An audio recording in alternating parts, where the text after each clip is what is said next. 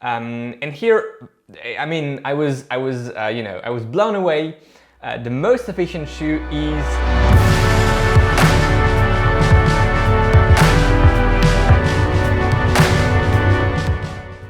Hey everyone, and welcome back on the channel. My name is Alex, and today is a special day because it's the Q2 carbon data time. So for those of you new on the channel, every end of the quarter in the year, so this is Q2 2021, we're reviewing all the carbon plated shoes that released during the quarter, at least most of them. As you can see, maybe some are missing. I'm thinking of the Saucony Endorphin Pro 2 that is not here today. Maybe it will be here for Q3 2021, so at the end of September, early October. We'll see, but we have a few that released during Q2 2021, and we will do what we do here on the channel, meaning we'll compare the run metrics for all the shoes, then we'll describe each of them with one word or several words at a time. Then we'll go through points, giving points to each shoe for the different components of the shoe. Then I'll give my recommendations regarding which shoe is best for each type of runner, cadence runners, stride runners, heavy runners, light runners. This is the interesting part for you, where you can maybe learn which shoe can work. At least that's just my little advice for you. And at the end of the video, I'll let you know which shoe I would pick for different distances, from the 5K to the full marathon. I will let you know which shoe I will pick. We also have 3 other shoes today that were featured in the Q1 2021 battle. You can check it here, upper right hand corner. We have the Nike Alphafly right here, the Vaprofly here, and the MetaSpeed Sky from Asics here.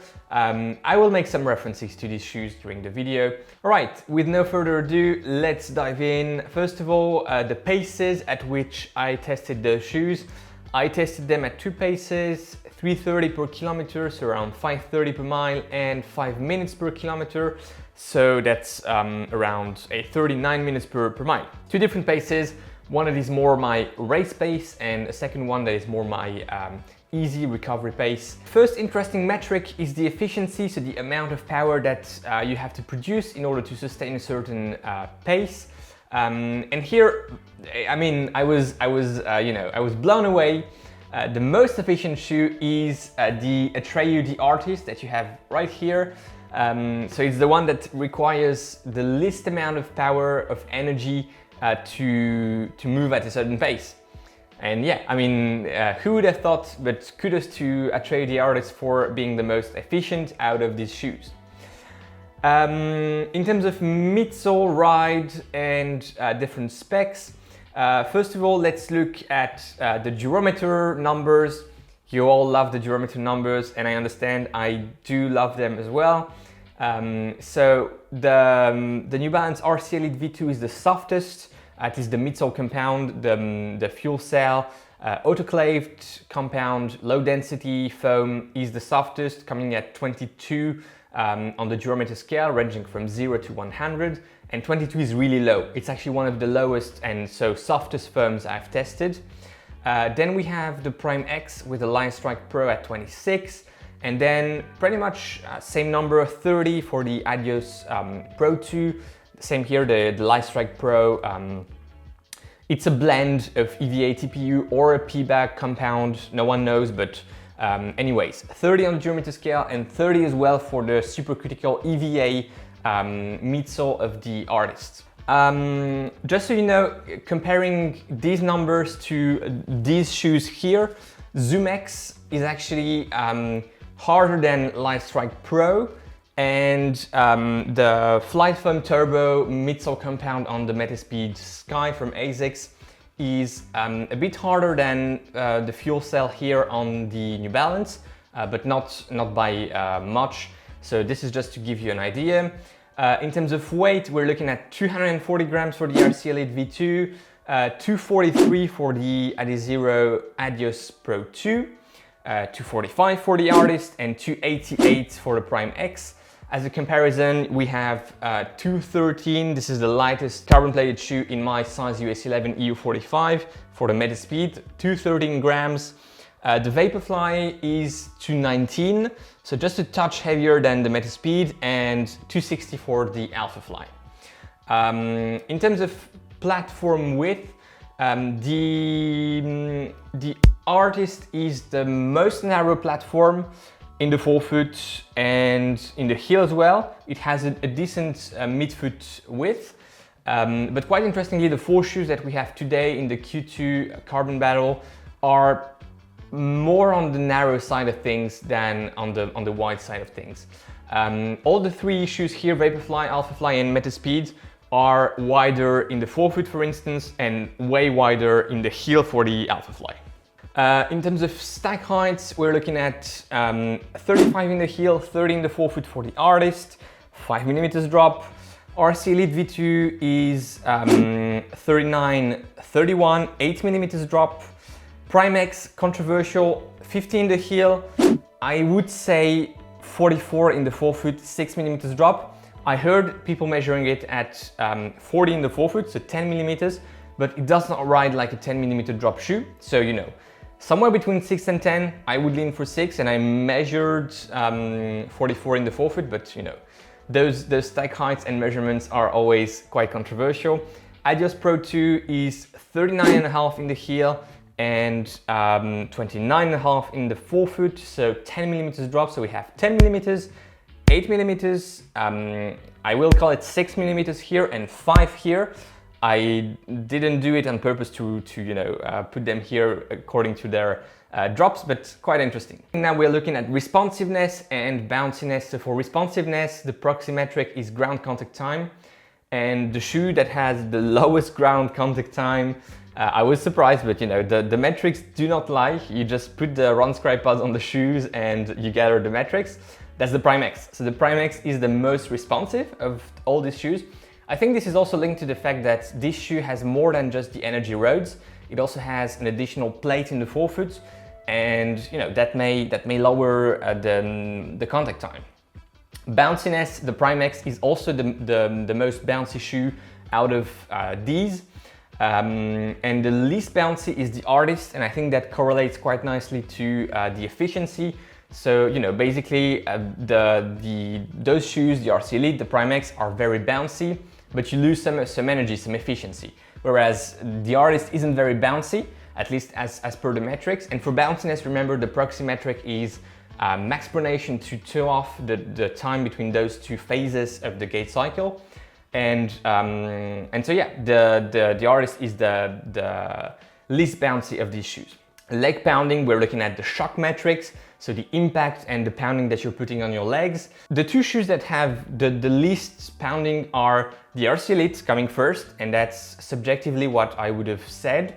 It doesn't feel very pounding on the legs. It feels, you know, quite pleasant, and the shoe takes care of your legs, basically, even on longer distances. And the second, pretty much on par with the RC Elite V2, is the Adios Pro 2.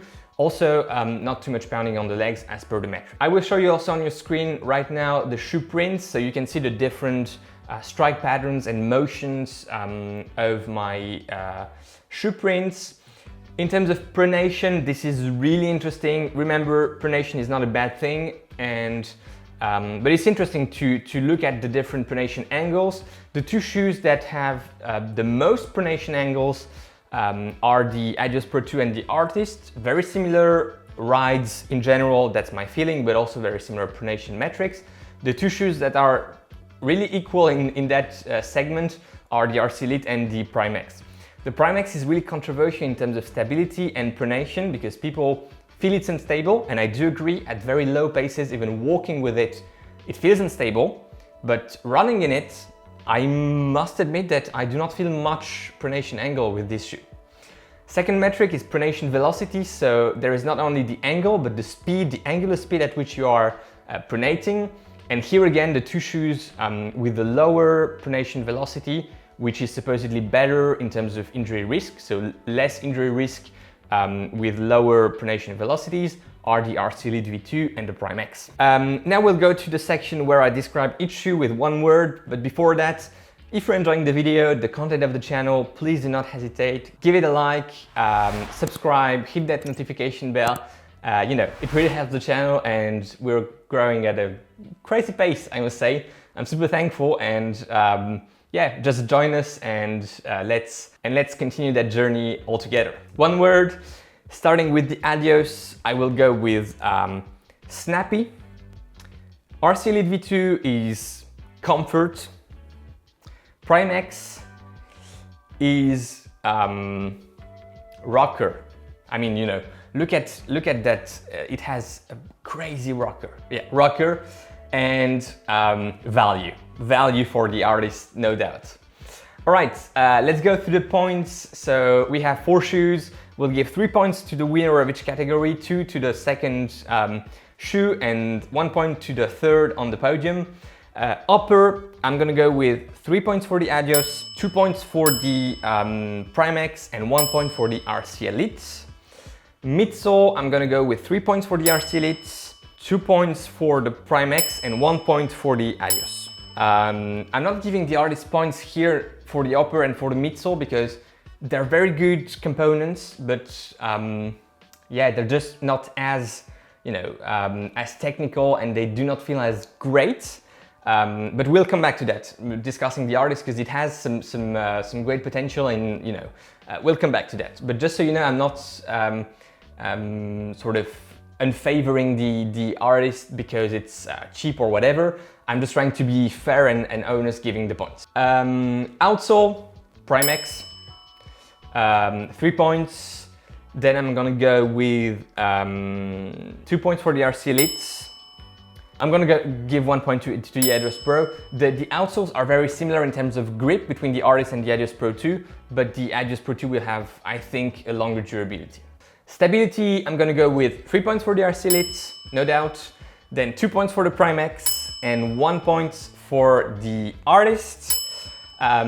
Laces, I'm gonna go with 3 points for the Adios Pro 2, 2 points for the Prime X and 1 point for the Artist. The laces on the New Balance shoes are really awkward and these are too short, but sometimes they're too long, so no points for the RC here. In terms of fit, 3 points for the RC Elite, 2 points for the Adios and 1 point for the Artist. The fit here on the Prime X is not great and that comes down to the tongue and also to the heel, which is the next section, lockdown. I'm gonna go with 3 points for the RC Elite, 2 points for the Adios 2, Adios Pro 2, and 1 point for the Artist. Here the lockdown isn't great. Just so you know, and that's something that I need to mention, the heel is really flexible here, and the lockdown is actually quite good for such a flex and such a supple heel, but that's, I think, important to mention. Price, 3 points for the Artist, no doubt, and I should almost not give any points to the other shoes because yes, you can get a $100 great or at least very nice carbon-plated shoe. Artist, the Atreyu running company with the Artist, they're proving it. But then yeah, so 3 points for the Artist, then 2 points for the Adios and 1 point for the RC Elite. Recommendations. Heel strikers, I think I would pick the RC Elite. Midfoot strikers, I would go with the Prime X because that's where you really get that nice rocker motion hitting, you know, midfoot and then rolling to the toe off. But you could pick any of these. Forefoot, I would go Adios or Artist because that's where you get the most of that snap type of rise. Heavy runners, RC Elite, I guess. Light runners, I would tend to favor most likely the Adios Pro 2. Stability, one of these, and depending on the paces you're running at. If you're running at, let's say, fast paces, and this is really, you know, relative to each and every one of us, I would go for the RC Elite or the Prime X. If you're running at lower paces, then RC Elite only. But again, this really comes down to your specific paces. And now, which shoe would I pick out of these for different distances, from the 5K to the full marathon? For the 5K, I would pick the Adios Pro 2, or, and I'm coming back to the shoes of Q1 or the Vaprofly. For the 10K, I would pick among these the Adios Pro 2, And combined with the Q1 shoes, I would pick the Vaporfly as well for the 10K. For the half marathon, I would still pick the Adios Pro 2 out of these, but I would most likely give a shot at the MetaSpeed Sky for a half marathon. Full marathon, out of these, I would go for the RC Elite V2, I think. And combined with these shoes, I think I may still go with the RC Elite V2 or the Vaporfly. I don't know, but yeah, that can maybe give you a better idea of what I would do. Guys, I hope you enjoyed this video. This is the end of our Q2 carbon data time. Let me know in the comments, what were your thoughts? Were you surprised by the artist? Are you looking forward to purchase any of these shoes or these? Next Saturday, so it will be July the 17th, there is the Mega Stock Review coming up at you. And I think that's it for today. Enjoy your run, your rides, go beyond the limits, and take care. Bye-bye.